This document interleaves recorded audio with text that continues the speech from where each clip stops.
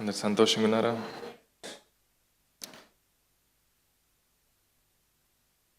Okay,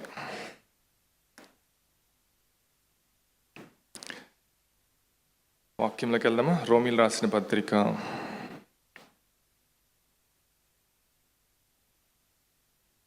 8వ అధ్యాయము 28వ వచనం. రోమీలకు రాసిన పత్రిక 8వ అధ్యాయం 28వ వచనం. చాలాసార్లు ఈ వాక్య భాగాన్ని చదువుంటాం కదా, ఒకసారి ప్యాషన్ ట్రాన్స్లేషన్ వేస్తావా? So we are convinced that every detail of our lives is continually woven together for good. For we are his lovers who have been called to fulfill his designed purpose.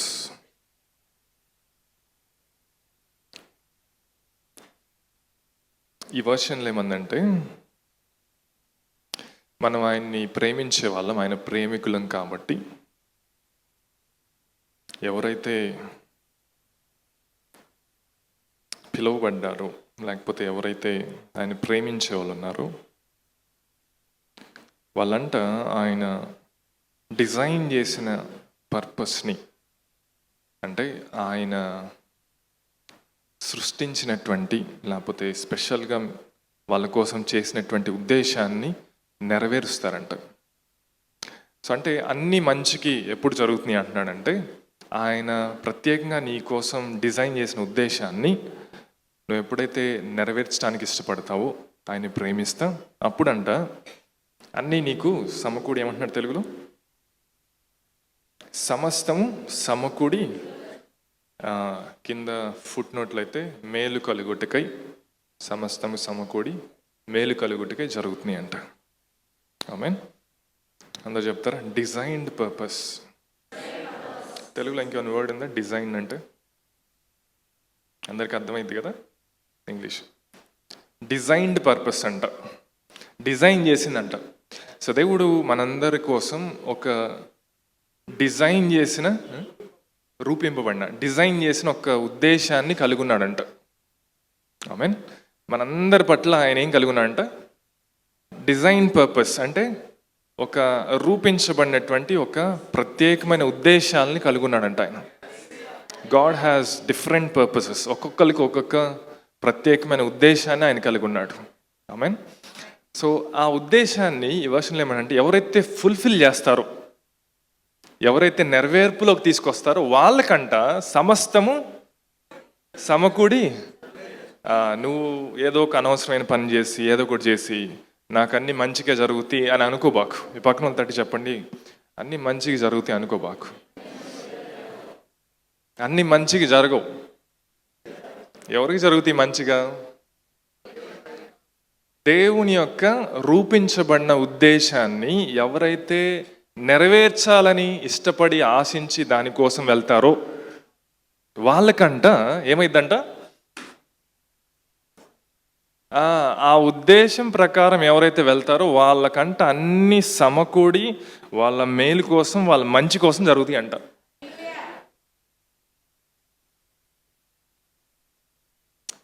ఇప్పుడు దాకా వాక్యాన్ని తీసుకొని వేరే విధంగా అర్థం చేసుకున్నాం కదా. నేను ఏదో ఒకటి చేస్తూ ఉంటాను, అన్నీ నా మంచికి చేస్తాడు దేవుడు. కొన్నిసార్లు నష్టం జరిగిద్ది, కొన్ని రోజుల తర్వాత అన్నీ సెట్ అయిపోతూ ఉంటాయి. అప్పుడేమనుకుంటాం, దేవుడు అన్నీ నా మంచి కోసమే చేస్తున్నాడు అనుకో. లేదు, ఆయనకి ఏదో ప్రత్యేకమైన ఉద్దేశం ఉందంట మన పట్ల. చాలా కొంతమంది పట్ల అయితే పర్పసెస్, ఉద్దేశాలు ఉన్నాయి. అందరూ చెప్తారు ఉద్దేశాలు. అందరూ చెప్తారు దేవుడు నా పట్ల ప్రత్యేకమైన ఉద్దేశాలు కలిగి ఉన్నాడు. ఆమేన్. సో దేవుడు ఆది కాండం నుంచి మనం చూస్తున్నప్పుడు ప్రతి ఒక్కరి పట్ల కొన్ని ఉద్దేశాలు కలిగి ఉన్నాడు. ఆదాం పట్ల కొన్ని ఉద్దేశాలు కలిగి ఉన్నాడు. అబ్రహాం పట్ల కొన్ని ఉద్దేశాలు కలిగి ఉన్నాడు. సో ప్రతి ఒక్కరి పట్ల ఉద్దేశాలు కలిగి ఉన్నాడు. సో బైబిల్ మనం చదువుతున్నప్పుడు ప్రతి ఒక్కరి పట్ల దేవుడు ఉద్దేశాలు కలిగి ఉన్నాడంటే మన పట్ల కూడా ఆయన ఉద్దేశాలు కలిగి ఉన్నాడు. ఆ ఉద్దేశాలని తెలుసుకోవడం మన యొక్క బాధ్యత. ఆమేన్. సో అబ్రహాంతో దేవుడు ఒక గొప్ప అబ్రహాం పట్ల ఒక గొప్ప ఉద్దేశాన్ని కలిగి ఉన్నాడు దేవుడు. ఒక బిగ్గర్ పర్పస్ అనమాట, ఒక పెద్ద ఉద్దేశం అనమాట అది. సో ఆ ఉద్దేశాన్ని దేవుడు నెరవేరుస్తానని చెప్తా దేవుడు వాగ్దానం చేసుకుంటున్నాడు, లేకపోతే ఒక నిబంధన చేస్తున్నాడు అబ్రహాంతో. ఒకసారి ఆ భాగంలోకి వెళ్దామా? ఆదికాండము 17వ అధ్యాయం 7-8 వచనాలు. నేను నీకును నీ తరువాత నీ సంతానముకును దేవుడినై ఉండినట్లు నాకును నీకును నీ తరువాత వారి తరముల్లో నీ సంతతికిని మధ్య నా నిబంధనను నిత్య నిబంధనగా స్థిరపరచెదను. నీకును నీ తర్వాత నీ సంతతికిని నీవు పరదేశివైన దేశమును అనగా, చదువుతారు అక్కడి నుంచి అందరూ?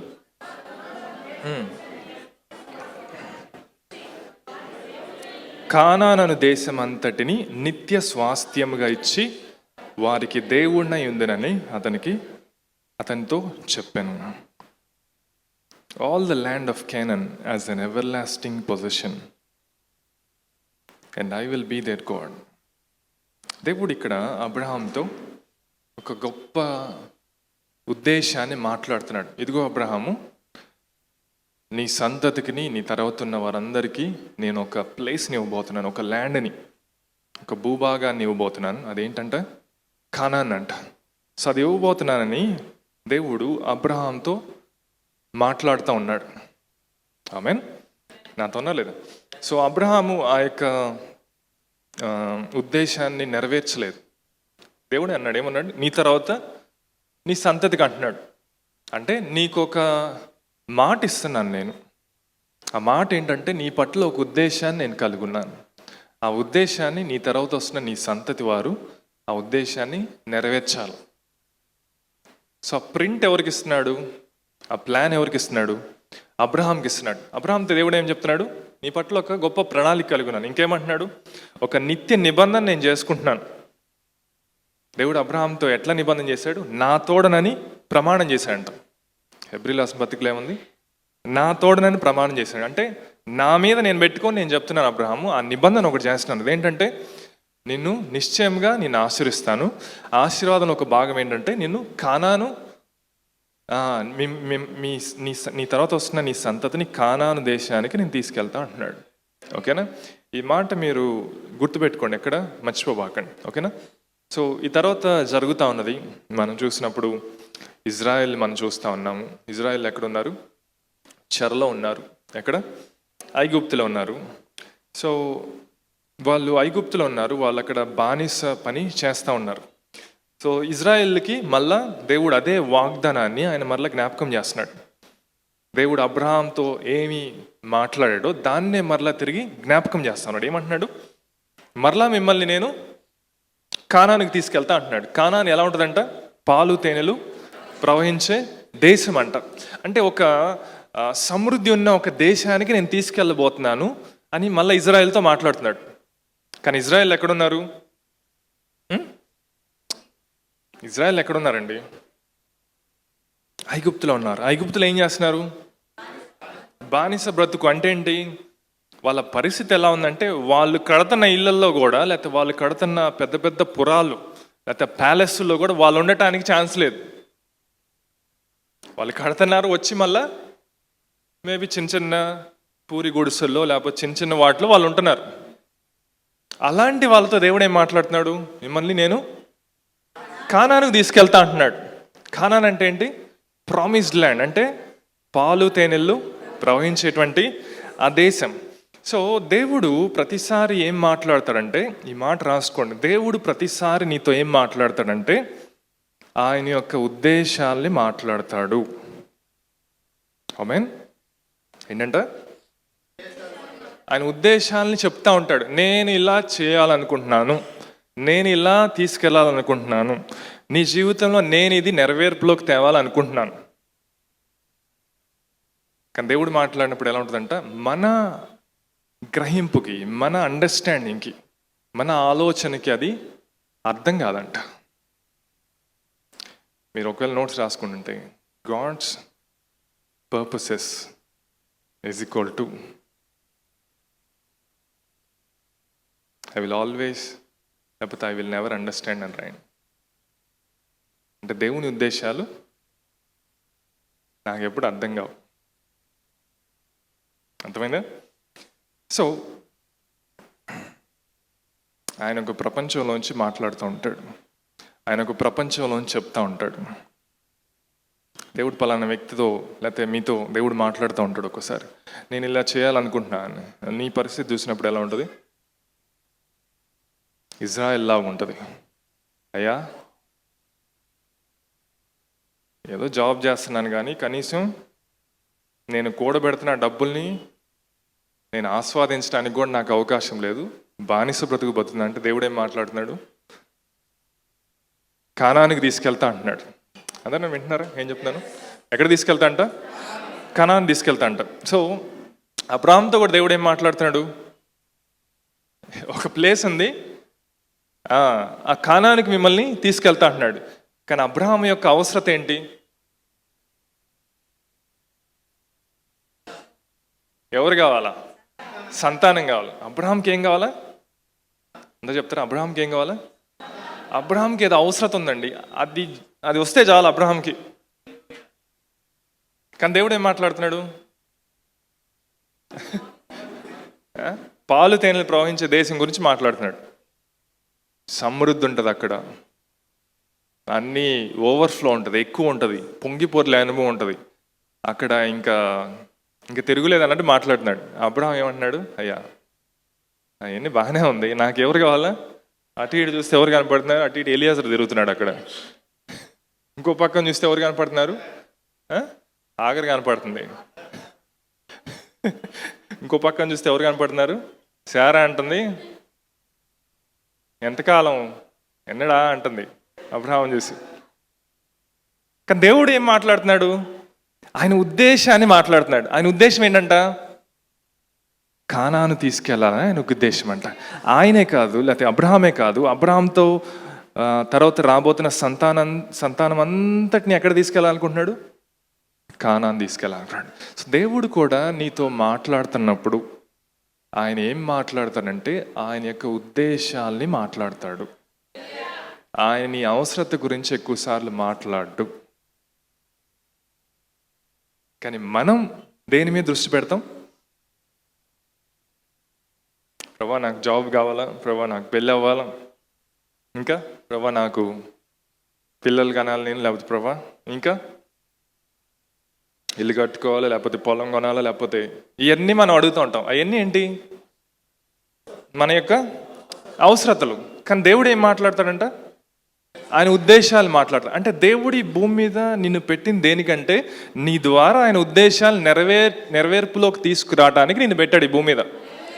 నీ అవసరతల మీద నువ్వు దృష్టి పెట్టి దేవుణ్ణి వెంబడిస్తూ ఉంటే నీ అవసరతతో నువ్వు అక్కడ ఆగిపోతావు, నీ నీడ్ తీరిపోద్ది. ఇంకా దేవుని యొక్క ఉద్దేశాలు నీ జీవితంలో నెరవేర్పులోకి రావు. ఇంకొక విషయం చెప్పమంటారా? ఒకవేళ నీ ఉద్దేశాలని నువ్వు నెరవేర్చకుండా, దేవుని యొక్క ఉద్దేశాలు నెరవేర్చకుండా నువ్వు చనిపోయావు అనుకో, అవి అట్లానే ఉంటాయంట. ఇప్పుడు ఎట్లా నీ పేరు మీద ఆస్తి ఉందనుకో, పలానా వ్యక్తి పేరు మీద ఒక 5 సెంట్లు ఇల్లు, ఒక 1/2 ఎకరం అంటారు కదా. అట్లాగే పరలోకంలో నీ పేరు చదివినప్పుడు, ఇదిగో ఈ వ్యక్తి పట్ల ఈ ప్రణాళిక ఉన్నది, ఈ ఉద్దేశం ఉన్నది, నేను ఈ ఉద్దేశాన్ని కలిగి ఉన్నాను, ఆ ఉద్దేశాన్ని ఈ వ్యక్తి నెరవేర్చలేదు అని నీ గురించి చెప్తారేమో. సందా చెప్తారా? ప్రభా నా జీవితం పట్ల ఉన్న ఉద్దేశాలని నాకు బయలుపరిచి అవి నెరవేర్పులోకి వచ్చేటట్లు, వాటిని చూసేటట్టు నన్ను చేయి ప్రభా. అన్న అంట ఒక్క కుమారుణ్ణి ఇస్తే చాలు ప్రభా అని అడుగుతుందంట. దేవుడు ఏం చూస్తున్నాడు? రాజుల్ని అభిషేకించేటువంటి ఒక వ్యక్తిని చూస్తున్నాడు, ఒక ప్రవక్తను చూస్తున్నాడు దేవుడు. హన్న ఏం చూస్తుంది? ప్రభా ఇదిగో నాకు సంతానం లేరు ప్రభా, ఎప్పుడు ప్రభా ఇది జరిగేదని హన్న దాని గురించి ప్రార్థన చేస్తుందంట. అది ఒక్కటి చేయి ప్రభా అని అడుగుతున్నాడు. దేవుడు ఏం చూస్తున్నాడు హన్నా జీవితంలో? ఒక ఒక దీర్ఘదర్శిని చూస్తున్నాడు, ఒక ప్రాఫిట్ని చూస్తున్నాడు. ఆ ప్రాఫిట్ ఎలాంటి వాడు? ఆ ప్రాఫిట్ ఎలాంటి వాడంటే, ఆ ప్రవక్త ఎలాంటి వాడంటే, ఆ ప్రవక్త ఎవరి తల మీద అయితే నూనె పోస్తాడో ఆ వ్యక్తి రాజుగా అభిషేకించబడతాడు. సో మీ పక్కన తడి చెప్పండి, నీ అవసరతను పట్టించుకోబాకు. దేవుని యొక్క ఉద్దేశాలేంటో, నీ జీవితం పట్ల ఏమున్నాయో వాటిని చూడాలని ఈ రోజు నుంచి వాటి కోసం ప్రార్థన చేయి. We need to move from need mindset to purpose mindset. అవసరత తీరేటువంటి ఆ మనస్తత్వం నుంచి దేవుని యొక్క ఉద్దేశాలు నా జీవితంలో నెరవేర్పులోకి రావాలనేటువంటి ఆ మనస్తత్వంలోకి రావాలి మనం. ఎందుకంటే అందరికీ అవసరతలు ఉంటాయండి, అందరికీ నీడ్స్ ఉన్నాయి, అవునా కదా? బండి కొంటే కారు అంటాం, కారు కొంటే ఇంకో కారు అంటాం, కారు కొన్నాక ఇల్లు అంటాం, ఇల్లు కొన్నాక పెళ్ళి అంటాం, పెళ్ళి అన్నాక పిల్లలు అంటాం, పిల్లలు ఉన్నాక పెళ్ళిళ్ళు అంటాం, ఉద్యోగాలు అంటాం, అన్నీ అవసరతలే. కానీ అద్భుతమైన విషయం ఏంటంటే, ఆయన ఉద్దేశాలని ఎవరైతే నెరవేరుస్తారో ఆ ప్రాసెస్లో వాళ్ళ యొక్క అవసరతలు తీరుస్తాడు ఆయన. కొంతమందికి అర్థం కాలేదు నేను చెప్పాను. ఎవరైతే ఆయనకు ఉద్దేశాలని నెరవేరుస్తారో ఆ ప్రక్రియలో, ఆ ప్రయాణంలో ఆయన ఏం చేస్తా అంటే వారి యొక్క వ్యక్తిగత అవసరతలను కూడా తీరుస్తాడు. సో దేవుని యొక్క సిస్టమ్ అలా ఉంటుంది. అందుకే కొన్నిసార్లు ఏమైనా అవసరం ఉన్నప్పుడు మేము ఏం చేస్తాం తెలుసా, ఆ ఉన్న డబ్బులు కూడా తీసుకెళ్ళి దేవుని రాజ్యంలో విత్తేస్తాం. అప్పుడేమైంది, ఆయనకు ఉద్దేశాలు నెరవేరుతాయి. దేవుడు ఈ ప్రాసెస్లో ఏం చేస్తాడు, మా అవసరం తీరుస్తాడు. అది సీక్రెట్. దేవుడు ఏం చెప్పాడు, ఇజ్రాయెల్కి ఏం చెప్తున్నాడు, అయ్యా మీరు బయలుదేరండి, ఎక్కడికి, ఈ ఐగుప్తు నుంచి కానాన్ తీసుకెళ్తా అంటున్నాడు. అందరు నాతో ఉన్నారా? ఎక్కడ తీసుకెళ్తా అంట? కానాన్ అంటే ఏంటి? యాక్చువల్ కానాన్ అంటే పెద్ద మ్యాటర్ ఏమి ఉండదు, కానీ కానాను యొక్క ఉద్దేశం లేకపోతే కానాను యొక్క సిగ్నిఫికెన్స్ ఏంటంటే పాలు తేనెలు ప్రవహించే దేశం అది. అంటే సమృద్ధి ఉంటుంది. అంటే ఆ ప్లేస్లో, ఆ ల్యాండ్లో, ఆ భూమి మీద ఏంటంటే సమృద్ధిగా పండిద్ది, సమృద్ధిగా ఉంటుంది, తినటానికి ఎక్కువ అయినట్టు ఉంటుంది అక్కడ. అలాంటి ప్రదేశాన్ని నేను తీసుకెళ్తున్నాడు. కానీ వీళ్ళు ఎక్కడున్నారు? బానిస బ్రతుకులో ఉన్నారు. ఆలోచించారా? దేవుడు ప్రతిసారి ఇజ్రాయెల్తో లేకపోతే మోషే ద్వారా ఏం మాట్లాడుతుందంటే కానాన్ దేశానికి తీసుకెళ్తా అంటున్నాడు. కానీ దేవుడు ఎక్కడ వీళ్ళకి దారి మధ్యలో నేను మన్నానిస్తాను, నేను పూరేలనిస్తాను, లేకపోతే ఇంకేమున్నాయి అర్థం కాని వాళ్ళకి ప్రతిరోజు నేను చికెన్ పెడతాను, మంచి ఫుడ్ పెడతాను, లేకపోతే బండ నుంచి నీళ్లు నేను తీసుకొస్తాను, దేవుడు ఎక్కడ చెప్పలా. దేవుడు ఏం చెప్పాడు? ఆయన ఉద్దేశాన్ని మాత్రమే మాట్లాడుతున్నాడు. ఏంటి ఆయన ఉద్దేశం? సో కానాను దేశం వాళ్ళని తీసుకెళ్తున్నప్పుడు అంట దారిలో ఏం చేస్తున్నాడు దేవుడు? వాళ్ళ అవసరతలు తీరుస్తున్నాడంట. వాళ్ళ అవసరం ఏంటి? ప్రభా, ఇంట్లో ఎప్పుడన్నా అంటారు కదా, ప్రభా దేవుణ్ణి అడగలే, ఏంది మా రోజు ఏంది పప్పు, కూరగాయలు ఏంది, రోజు తోటకూర ఏంటి? అప్పుడేమైద్ది, నెక్స్ట్ సాయంత్రానికో నెక్స్ట్ డేకో డిష్ మారిద్ది అనమాట. అలాగే వీళ్ళు ఏమడుగుతున్నారు అర్థం అవడానికి, మీ తల్లిదండ్రులకేమో నేను రోజు ఈ చికెన్ పెట్టాను అనుకో, నా ఉద్యోగం, నా శాలరీ సరిపోదని వాళ్ళకి తెలుసు. వాళ్ళ ఉద్దేశం ఏంటి? పెద్దది. నీ ఉద్దేశం ఏంటి? నాకు నా అవసరత తీరాల, నా ఆకలి తీరాల. అది అర్థమవుతుంది. ఇప్పుడు దేవుడు కూడా అంతే. ఇజ్రాయెల్తో ఏమంటున్నాడు? కానాన్ దేశాన్ని తీసుకెళ్తే అక్కడ అన్నీ ఉంటాయి, ఇంకా నీ అవసరతలు ఏంటి, నీకు కావాల్సిన ఏంటి, అన్నీ ఉంటాయి, నా ఉద్దేశం అది అని దేవుడు మాట్లాడుతున్నాడు. కానీ వీళ్ళు దారి మధ్యలో ఏమడుగుతున్నారు? అవసరమన్నీ అడుగుతున్నారు. దేవుడు యాక్చువల్గా ఇస్తానులా, దేవుడు ఎర్ర సముద్రాన్ని నేను పాయలుగా చేస్తాను ముందెప్పుడు చెప్పలా.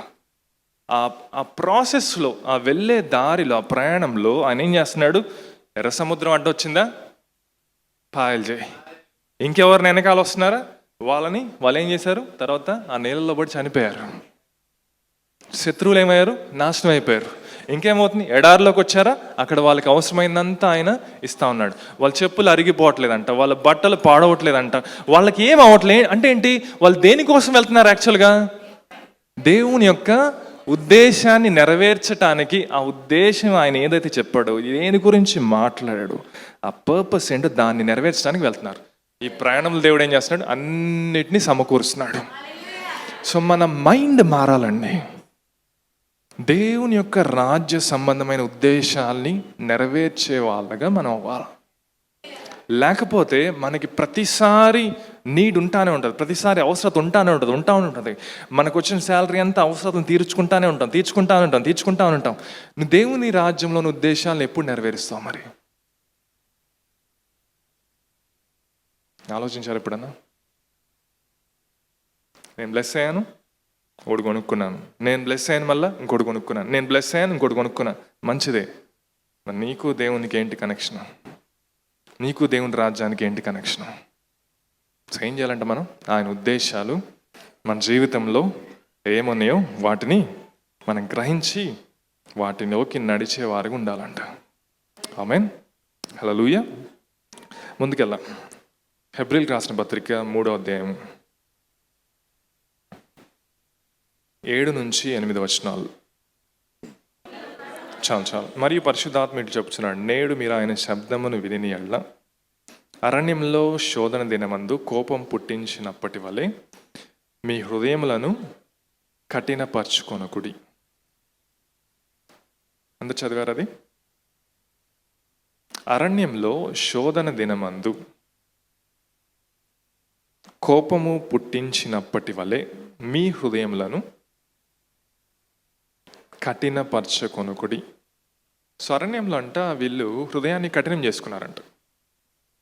ఇంగ్లీష్లో ఏముంది? Today if you will hear his voice do not harden your hearts as in the rebellion in the day of trial in the wilderness. So అరణ్యంలో వాళ్ళు వెళ్తూ ఉన్నప్పుడు వాళ్ళకి ఏమొచ్చినాయి? అరణ్యంలో ఏముంటాయి జనరల్గా? ఒక ఎడారిలో వెళ్తున్నారు అనుకోండి, ఏముంటాయి చెప్పండి? ఎడారిలో ఏముంటాయండి? ఇసుక తప్ప ఏముండదు, తినటానికి ఏముండవు కదా, మన అవసరతలు. సో వీళ్ళు ఏం చేస్తున్నారు? వాళ్ళ ఎడారిలో వెళ్తా ఉన్నప్పుడు వాళ్ళకి ఆకలైంది, దేవుణ్ణి ఏదో అడుగుతున్నారు.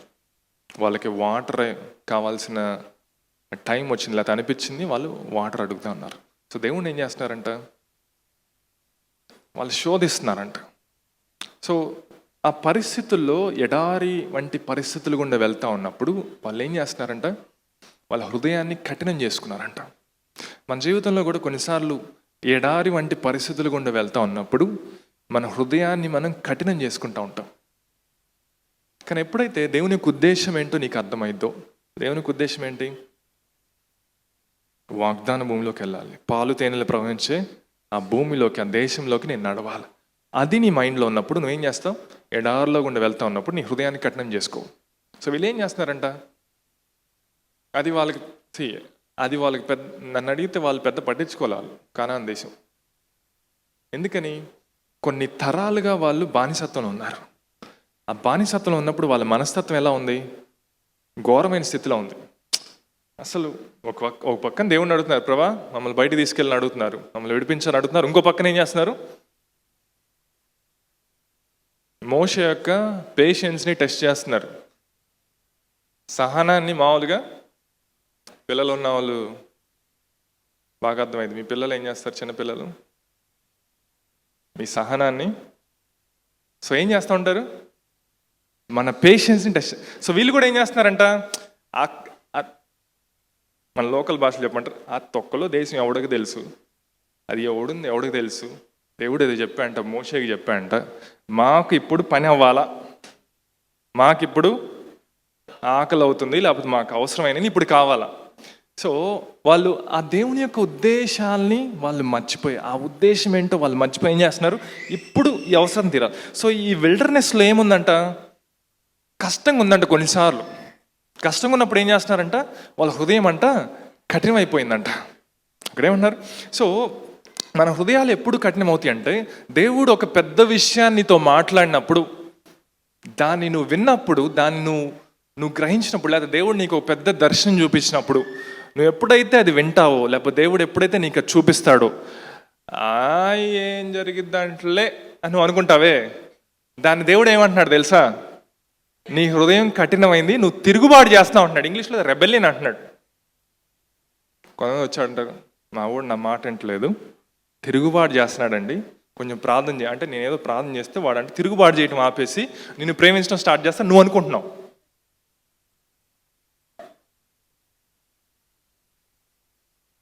ఏమో మీ విశ్వాసం చొప్పున నేను చేస్తున్నా.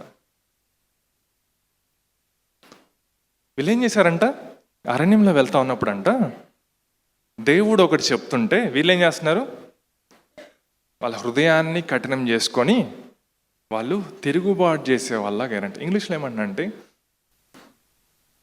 Do not harden your hearts as in the rebellion in the day of trial in the wilderness.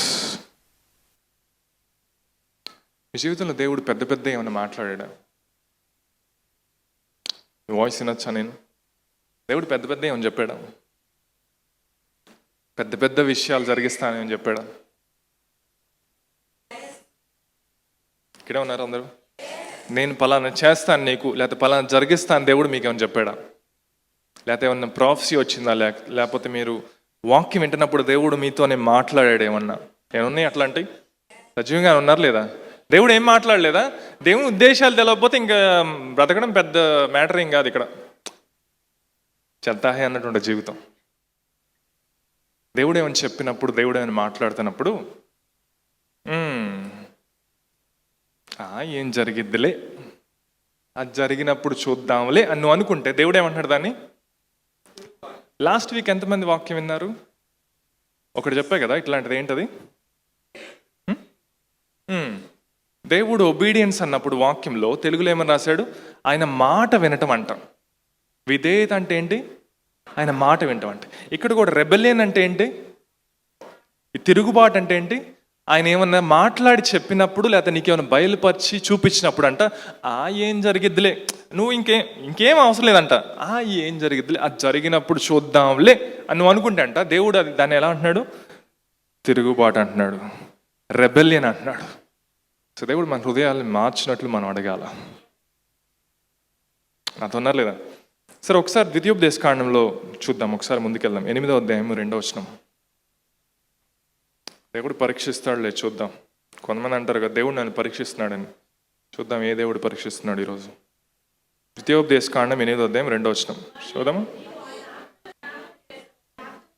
నీవు ఆయన ఆజ్ఞలు గైకొందువో లేదో నిన్ను శోధించి నీ హృదయంలో ఉన్నది తెలుసుకుంటకు నిన్ను అనుషు నిమిత్తమును అరణ్యములో ఈ 40 సంవత్సరములు నీ దేవుడైన యెహోవా నిన్ను నడిపించిన మార్గమంతటిని మోషే రాశాడు. ఎవరు రాశారు చెప్తారు అందరూ? మోషే రాశాడు. ఏం రాస్తున్నాడు? పక్కన తడి చెప్పండి. మోషేకి కోపం ఎక్కువ. ఓకే, ఇప్పుడు ఆయన ఏం రాస్తున్నాడు చదవండి. ఇప్పుడు నీవు ఆయన ఆజ్ఞలను గైకొందువో లేదో నిన్ను శోధించి నీ హృదయంలో ఉన్నది తెలుసుకుంటకు. దేవుడు అంటే ఏమని రాస్తున్నాడు? నిన్ను అనచి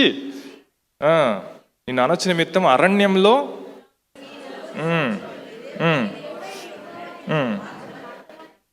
సో మోషే ఏమంటున్నాడు? దేవుడే మిమ్మల్ని అంచాడు రా అంటున్నాడు. ఓకే, నాతో ఉన్నారు లేదా? ఫాలో అవుతున్నారా? దేవుడే మోషే ఏం రాస్తున్నాడు? దేవుడే మిమ్మల్ని అంచాడు 40 సంవత్సరాలు అంటున్నాడు. సరే ఇంకో చోటకి వెళ్ళి చూద్దాం. హెబ్రీల్ రాసిన పత్రిక 3వ అధ్యాయం 8వ వచనం. హెబ్రీల్కి రాసిన పత్రిక 3వ అధ్యాయం అందరు తీసారా? 8వ వచనం. నేడు మీరు ఆయన శబ్దమును వినిన యెడల 9వ వచనం. 40 సంవత్సరములు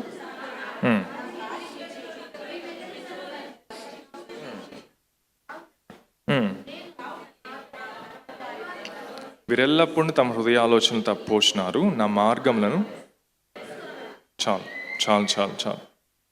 ఇందాక మోషే ఏమన్నాడండి? ఫాలో అవుతున్నారా ఏం చెప్తున్నాను? ఇందాక మోషే ఏమన్నాడు? మీ రెస్పాన్స్ కావాలి. మోషే ఏమన్నాడు? దేవుడే మిమ్మల్ని అంచాడు అంటున్నాడు 40 సంవత్సరాలు. ఇక్కడ వచ్చేసరి పౌలు ఏం రాస్తున్నాడు? మీ పితరులే దేవుణ్ణి శోధించారు అంటున్నాడు. మోషే ఏమంటున్నాడు? దేవుడే మిమ్మల్ని 40 పౌలు వచ్చి ఏమంటున్నాడు? మీ పితరులే దేవుని శోధించారంట. అదేంటండి, రెండు రాస్తున్నాడు బైబిల్లో. ఒక చోట మోషే, పక్కన తడిచాడు, మోషేకి కోపం ఎక్కువ, కోపం ఉన్నవాడు మాట్లాడేది అట్లానే ఉంటుంది. సో చూస్తున్నాడు అనమాట. ఇదంతా చూస్తున్నప్పుడు మోషేను కూడా విసిగిస్తా ఉన్నప్పుడు మోషే ఏమంటున్నాడు? 40 సంవత్సరాలు మిమ్మల్ని దేవుడు అంచాడు అంటున్నాడు. విచిత్రమైన విషయం ఏంటో తెలుసా? మోషే అందుకే నిన్ను కూడా కానాన్ దేశానికి పంపిన మోషే అంటున్నాడు. కొండెక్కు, కొండ మీద చూడు, అంతే, నీ కాలు మాత్రం పెట్టడానికి లేదు మోషే అంటున్నాడు. ఎందుకో తెలుసా? ఇట్లాంటి రాశాడు. సో ఓన్లీ పాత నిబంధన చదివే వాళ్ళు ఇప్పుడు ఏమనుకుంటారు? దేవుడు అంతమందిని అల్లాడిస్తే ఇప్పుడు నేను ఈ కష్టాలన్నీ పడుతుంది ఎవరు తెస్తున్నారు తెలుసా? దేవుడే నాకు ఇది తెస్తున్నాడు. ఎందుకు తెలుసు? నన్ను మార్చడానికి అంటున్నారు. పౌలు వచ్చి ఏమంటున్నాడు తెలుసా? ఓరి పిచ్చోడా, నువ్వే దేవుణ్ణి శోధిస్తున్నావు అంటున్నాడు. నువ్వే దేవుణ్ణి శోధిస్తున్నావు అంట. పక్కన తట్టి అడగండి, దేవుణ్ణి నువ్వేమైనా శోధిస్తున్నావా? కొంతమంది ఆ దేవుడి మీద, దేవుణ్ణి అంటాం ఎందుకులేండి, మంచిదిగా దేవుడు నన్ను చెప్పిస్తాడు. మళ్ళీ ఎవరు అంటారు చెప్పండి? ఇంకోటి ఉన్నాడుగా, సాతాను నన్ను శోధిస్తున్నాడంట. వాక్యం ఏముంది? నువ్వు సహించలేనటువంటి శోధన కంటే నీకు ఎక్కువ శోధన రాదంట. అంటే నువ్వు వెళ్ళే టెస్ట్లు అయినా నార్మల్ అంట నీకు. యాక్చువల్ పక్కన తట్టి చెప్పండి, నువ్వు వెళ్ళే టెస్ట్లు, నువ్వు చూస్తున్నటువంటి ఆ పరీక్షలు ఆత్మీయ జీవితానికి అవి సాధారణమైనవి. ఎందుకో తెలుసా? నీ వాగ్దాన భూమిలోకి నువ్వు నడవాలా.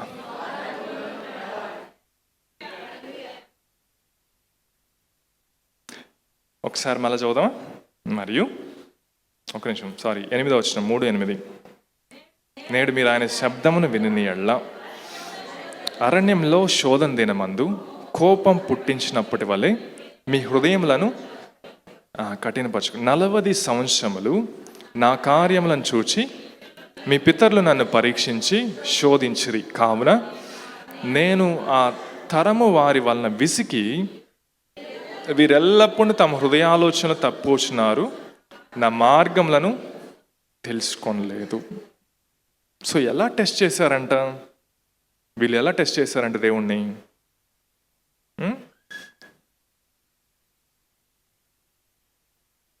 They were a generation of people who grieved me deeply. Instead of learning my ways, they habitually went astray in their hearts, intoxicated by their unbelief. So ఏం చెప్తున్నాడు ఈ వర్షన్లో? ఒక తరం అంట ఏం చేశారంట? They habitually went astray in their hearts, intoxicated by their unbelief. అపనమ్మకము, అవిశ్వాసము వాళ్ళ హృదయాన్ని మత్తెక్కించింది అనమాట. దేవుడు ఏమైనా మాట్లాడుతుంటే వాళ్ళు ఏమంటున్నారు? ఏం జరిగిద్దిలే, జరిగినప్పుడు చూద్దాంలే. మీరు కూడా అంతే ఉన్నారా? దేవుడు నీకు మంచి జాబ్ ఇస్తా అని చెప్పాడు అనుకో, జరిగినప్పుడు చూద్దాం. పై వచనంలో ఒకసారి ఒకటి ఉంటే చూద్దామా? 8వ వచనంలో ఒకసారి మిర్రర్లు వేస్తావా? 3:8. Therefore, do not be calloused in heart as the people of Israel were. Every time they faced any contradiction or temptation in the wilderness, the response immediately revealed their irritation rather than the persuasion in God's belief. Calloused in heart అంటే ఏంటో తెలుసా? ఆ సున్నితమైన స్వభావం పోయి so దేవుడు ఏమన్నా నీతో మాట్లాడుతున్నాడు అనుకో, నువ్వు గనక జరిగినప్పుడు చూద్దాంలే, చెప్పేవాళ్ళు చెప్తారులే, అట్లానే ఉంటుందిలే అని అనుకున్నావు అనుకో, నీ హృదయం అంట మొద్దు బారిపోయిద్దంట. అర్థమవుతుందా? మొద్దు బారిపోయి వాళ్ళు ఏమంటున్నారంటే ఇంకేమంటున్నారంట అక్కడ? The response immediately reveal their irritation rather than their persuasion in God's belief. ఏదన్నా దేవుడు చేస్తా అని చెప్పినప్పుడు అంట ఇరిటేషన్ వచ్చిందంట. కొన్నిసార్లు వాక్యం వింటున్నప్పుడు నీ దగ్గర 50 రూపాయలు కూడా ఉండుండవు, కానీ ఇక్కడ నుంచి దేవుడు నీకు అది ఇస్తాడు ఇది ఇస్తాడని దేవుడు నీతో మాట్లాడితే నీకు ఎట్లుంటుందో తెలుసా? కొంతమందికి ఫస్ట్ టైం ఆశీర్వాదం గురించి విన్నప్పుడు ఎక్కడో మండుతూ ఉంటుంది. ఈ వర్షన్లో ఏమంటున్నాడు తెలుసా? ఇరిటేషన్ అంట. విన్నప్పుడు అంట చిరాకు పుట్టిద్దంట.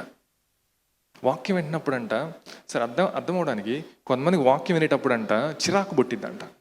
పుడుతుందా నీకు? కొంతమంది ఎట్టు కూర్చుంటారంటే ఎప్పుడు అవగొడతాడు, ఎప్పుడు నన్ను సావగొడుతున్నాడు ఈరోజు.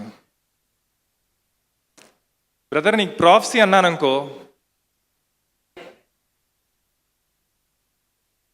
అదే వాక్యం విని అన్నావు అనుకో, ఈలోపు సడన్గా అంతకుముందు ఒక వారం వచ్చారు, వరుసగా ఒక 6-7 మంది వచ్చి టకటక టెస్ట్ అని చెప్పారు. ఇది చెప్పగానే నీకు లోపల ఇంకేమైంది? ఇంకా ఇరిటేషన్ అనేది ఎక్కువైంది. ఆ నెక్స్ట్ వర్షన్ ఇంకోటి ఏమంటున్నా అంటే వాళ్ళంట ఎలా చూశారంటే దేవుడు ఏమైనా మాట్లాడి చేస్తా అని చెప్పినప్పుడు స్క్రూటినైజింగ్గా చూసా. అంటే ఇప్పుడు ఏదైనా ఒకటి చెప్పారు అనుకో, పైకి కిందకి చూస్తామే, అట్లా చూశారంట. ఇంకేముందంట వాళ్ళ లోపల? నమ్మలేకపోయారంట. ఇంకేముందంట? అవిశ్వాసం ఉందంట.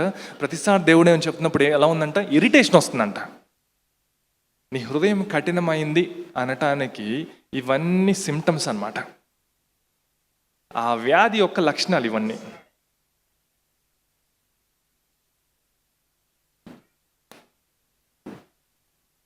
అందుకే దేవుడేం మాట్లాడతాడు? ఆయన ఉద్దేశాలను మాట్లాడతాడు. దేవుడేం మాట్లాడుతూ ఉంటాడు?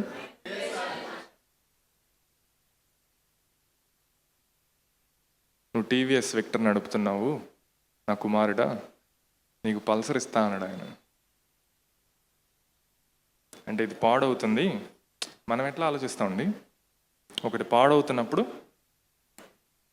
చెప్పండి, ఒక 5-6 సార్లు రిపేర్ చేసినాక కొంచెం మంచిదేమో కొనుక్కుందాం అనుకుంటాం. దేవుడు అట్లా కాదంట. అసలు నీ లిస్ట్లో ఉన్నాయి ఏం చెప్పడంట. అసలు అది చెప్పేది ఎక్కడ ఉంటుంది అది. సో ఇప్పుడేంటి ప్రభా, నేను చిన్నది కొనుక్కుందాం అనుకుంటుంటే నువ్వేంటి ప్రభా అది మాట్లాడుతున్నావు అంటాడు.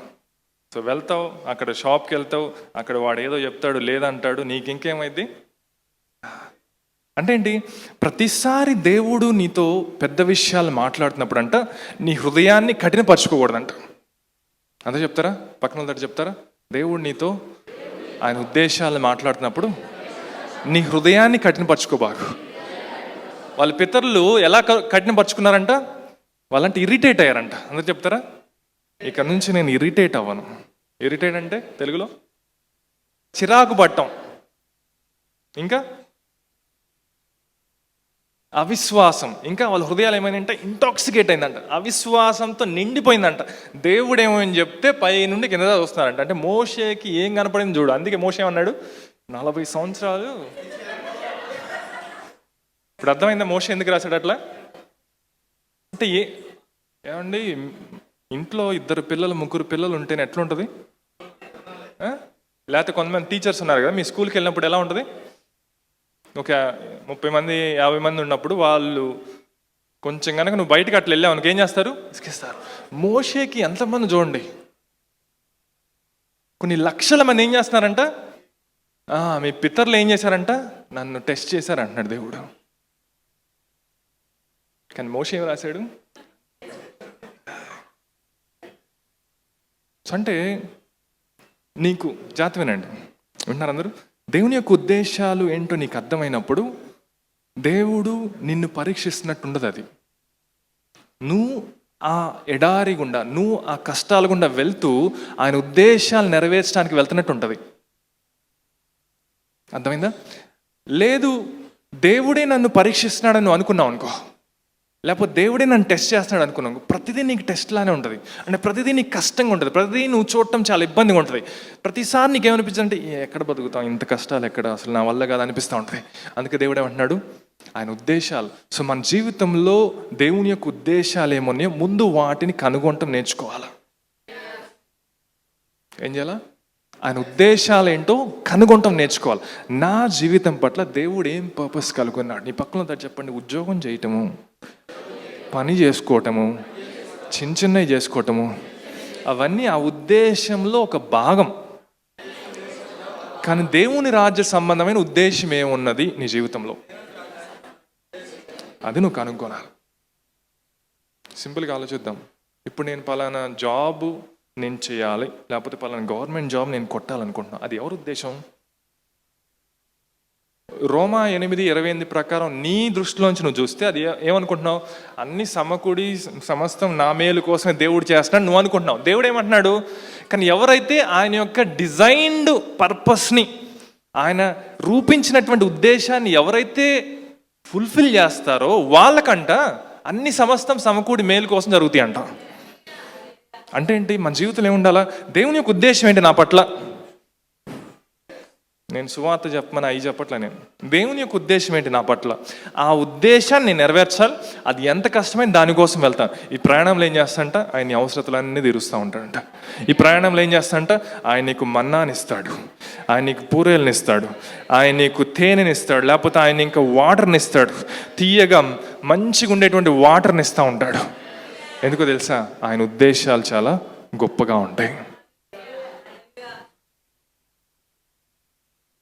కానీ వీళ్ళ హృదయం కఠినమైనప్పుడు ఏమైందంట? అన్బిలీఫ్ వచ్చిందంట, అపనమ్మకం వచ్చిందంట, అవిశ్వాసం వచ్చిందంట. 12వ వచనంలో ఏమంటున్నా అంటే, ఈ అవిశ్వాసం ఎలాంటిదంటే, ఒకసారి చూద్దామా? మిర్రర్ లేస్తాం చదవా? Make sure that none of your tolerates the poison of unbelief in your hearts, allowing callousness to distract and distance you from the living God. Make sure that none of you tolerates the poison of unbelief in your hearts, allowing callousness to distract and distance you from the living God. Amen. So ఏంటంటే ఇక్కడ ఏమంటున్నాడు? అవిశ్వాసము, అపనమ్మకం అనేటువంటి విషయం అంట నీ లోపల లేకుండా, నీ హృదయము మొద్దుబారకుండా, దేవుడి నుంచి నీ హృదయం దూరం అయ్యేటట్టు నువ్వు అది అవ్వకుండా నువ్వు జాగ్రత్త పడాలంటున్నాడు. ఆమేన్. సో ప్రతిరోజు ప్రతిసారి ఏం చేయాలా? ప్రతిరోజు మనం ఏం ప్రార్థన చేయాలా? ప్రభా, నీ ఉద్దేశాలు నాకు బయలుపరచు, నీ ఉద్దేశాలు నేను నడవాలి ప్రభా, నీ ఉద్దేశాలు ఈ భూమి మీద నేను నెరవేర్చాలా. అది ఏమైనా అవ్వచ్చు. దేవుడు నిన్ను ఒక మంచి బిజినెస్లో పెట్టి, అక్కడ నేను తల్లగా పెట్టి ఆయన ఉద్దేశాలు ఏదో నెరవేర్చాలనుకుంటుండొచ్చు. దేవుడు నీ చేత ఏమన్నా కంపెనీలో పెట్టి, లేకపోతే నిన్నే ఒక కంపెనీ స్టార్ట్ చేయొచ్చు, అక్కడ ఆయన ఉద్దేశాలు నెరవేర్చాలని నీ ద్వారా అనుకోవచ్చు. లేకపోతే నువ్వు ఖాళీగా ఉన్నావు అనుకో, దేవుడు నీ ద్వారా ఏదో ఆయన ఉద్దేశాలు నువ్వు దాన్ని కనుక్కోవాలండి. ఎవరు చెప్పరు కొన్నిసార్లు. వాటిని వెతకాలి నువ్వు. అవేంటో నువ్వు కనుగొనాలి, అవేంటో ఆయన దగ్గరికి వెళ్ళి అడగాలి. సో దేవుడు అబ్రహాంతో ఏం వాగ్దానం చేశాడంట? ఒక ప్లేస్ ఉన్నది. వాక్యం మనం చదివినప్పుడు, తర్వాత యెహోషువ గ్రంథం మనం చదివినప్పుడు, తర్వాత కానాన్ దేశంలోకి ఆల్రెడీ వెళ్తారు. కానీ ప్రవచనాత్మకంగా దేవుడు అబ్రహాంతో మాట్లాడుతున్నాడు. ఏమంటున్నాడు? ఒక ప్లేస్ ఉంది, ఆత్మీయంగా ఒక ల్యాండ్ ఉన్నది. ఆ భూభాగంలోకి, లేకపోతే ఆ టెరిటరీలోకి, ఆ సరిహద్దు, ఆ హద్దుల్లోకి, ఆ టెరిటరీలోకి నువ్వు వెళ్ళావు అనుకో, అక్కడ నీకు విశ్రాంతి ఉంటుంది అంటున్నాడు. ఎందుకని? అది ఆయన ఉద్దేశించిన, ఆయన మాట్లాడిన ప్రదేశం.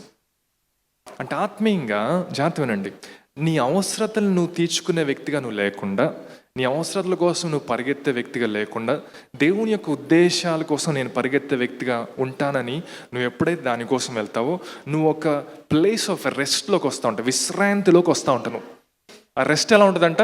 ఇంకక్కడ ప్రశాంతంగా ఉంటుందంట. ఎంతమందికి ప్రశాంతంగా ఉండాలనుకుంటున్నారు? నా జీవితం ప్రశాంతంగా ఉండాలనుకుంటున్నారు?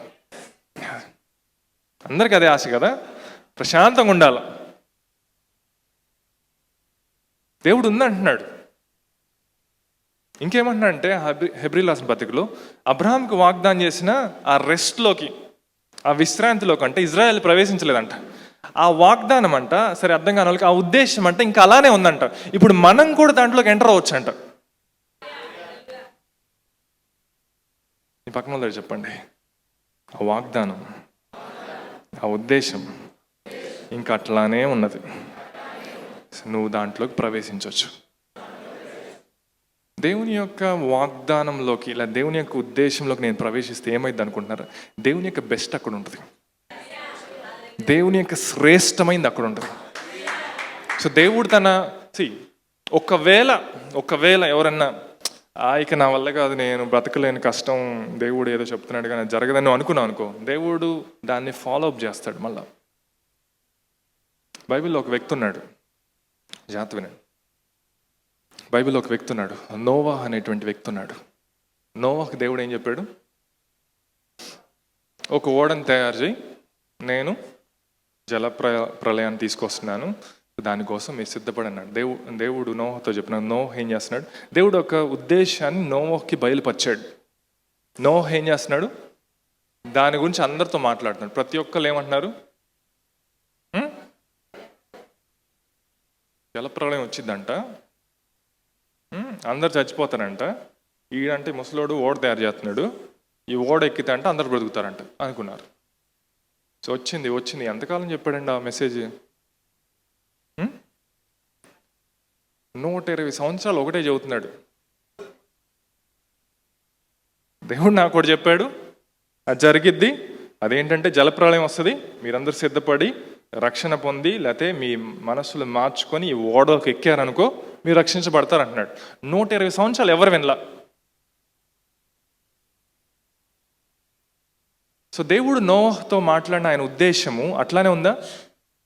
ఉంది. సో తర్వాత యేసుప్రభువు వారు వచ్చారు, ఆ ఉద్దేశాన్ని ఆయన నెరవేరుస్తూ ఉన్నాడు. ఒకసారి 1 పేతురు చూద్దాం. ఒకసారి 1 పేతురు 3వ అధ్యాయము 19-20 వచనాలు.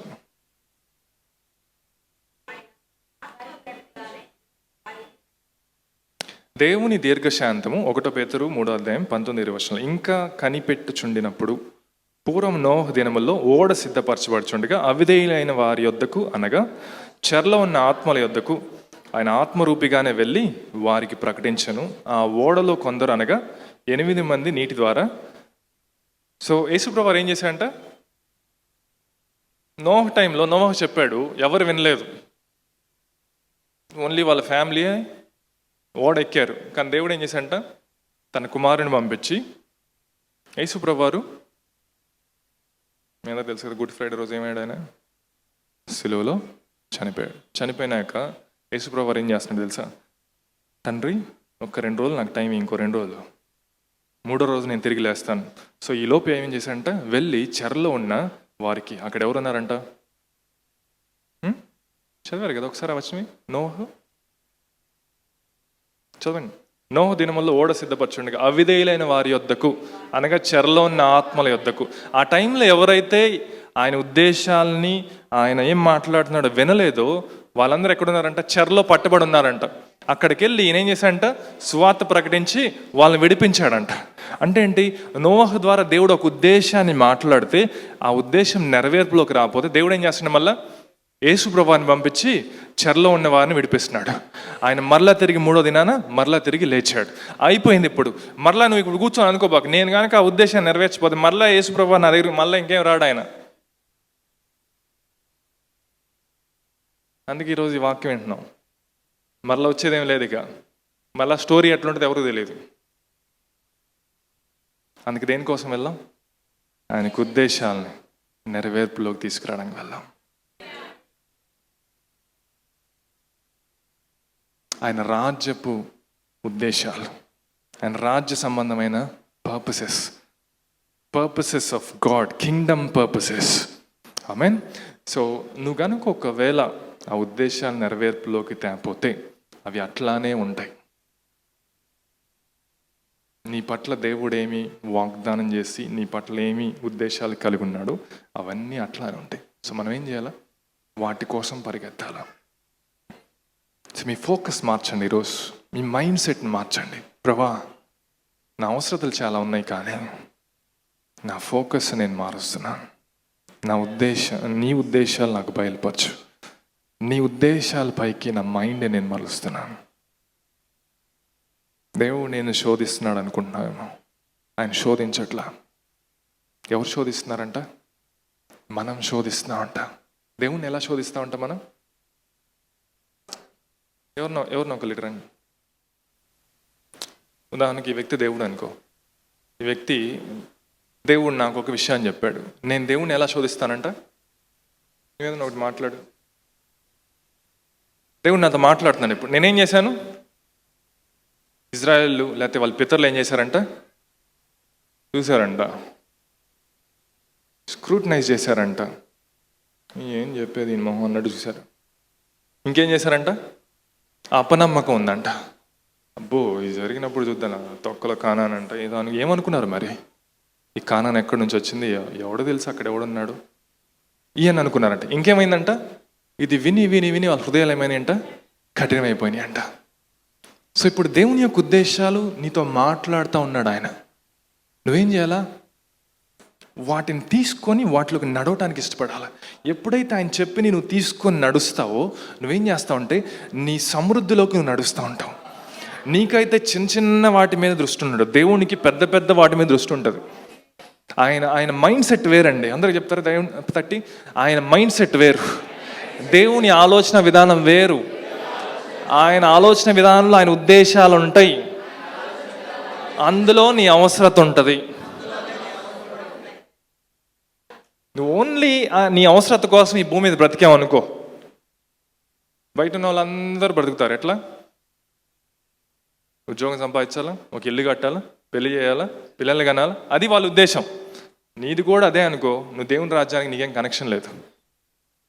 ప్రాబ్లం ఏంటంటే రేపు ఆయన కలుస్తాడు కదా నిన్ను, ఆయన ఎదుట నిలబడతావు కదా, నా ఉద్దేశాలు నెరవేర్చావా మేమే అంటాడు గాబ్రియేలు. ఈయన పట్ల ఏం ఉద్దేశాలు కలుగున్నా, ఏమని చేశాడా, ఏం చేయలేదు ప్రభా, ఊరికే ఉద్యోగానికి వెళ్ళి ఒక ఇల్లు కట్టుకొని ఈఎంఐలు కట్టుకుంటా సాయంత్రం అటు ఇటు తిరుగుతా, పెళ్ళిళ్ళకి పేరెంటాలకు తిరుగుతా అటు ఇటు తిరుగుతున్నాడు ప్రభా అని అన్నాను అనుకో. ఆలోచించుకోండి, నా అవసరతను తీర్చుకుంటే చిన్న చిన్నయే వస్తాయి. ఆయన ఉద్దేశాల కోసం నేను వెళ్తే, ఆయన పర్పసెస్ కోసం నేను వెళ్తే, ఇంకా రోమియోలో ఏమంటున్నాడు, ఆయన డిజైన్డ్ పర్పస్ అంట. ఇదోడు కొనేసి ఏదో ఒకటి చేయండి ఆయన, అట్లా చెప్పడు ఆయన. అక్కడ కొన్నప్పుడు ఏం చేయాలో, అది ఎట్లుండాలో, మోషే ఈ గుడారం ఇంత పొడుగుండాలి, ఇట్లుండాలి, ఈ పుల్ల ఇట్లుండాలి, ఈ రాడ్ ఎట్లుండాలి, ఇది అన్ని డీటెయిల్ ఉంటాయి. కొంతమంది నేను ప్రాఫెసీ చెప్పాను, ఏం చెప్పాను, ఆ సందులో గొంతులో ఒక ఇల్లు కొంటామని చెప్పాను. ఎప్పుడైనా మీకు డీటెయిల్స్ చెప్పాను లేదా? దేవుడు అట్లానే మాట్లాడతాడు.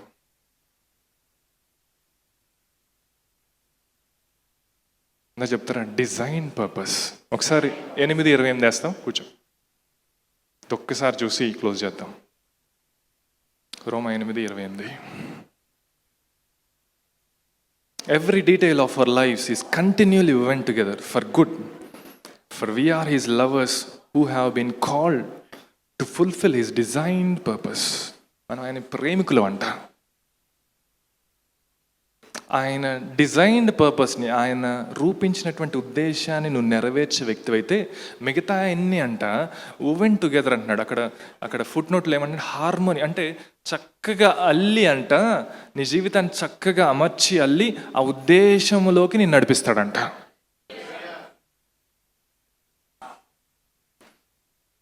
దానికోసం మనం బ్రతకాలండి.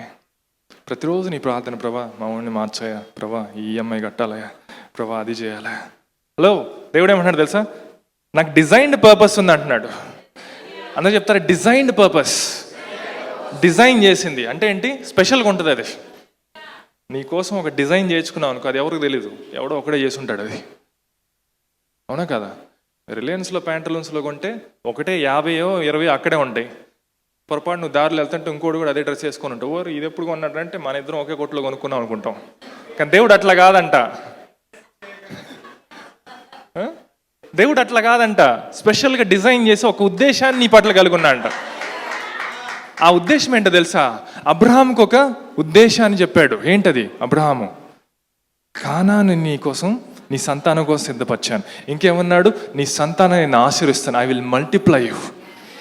నేను దీవిస్తాను, నిన్ను ఆశీర్విస్తాను, నువ్వు శత్రువుల యొక్క గవిని స్వాధీనపరుచుకుంటావు. ఇవన్నీ ఆయనకు ఉద్దేశాలు. అవి ఇంకా అట్లానే ఉన్నాయి. నీకు ఆ ప్రామిస్, ఆ పర్పస్ ఇంకా తెరవబడే ఉన్నది.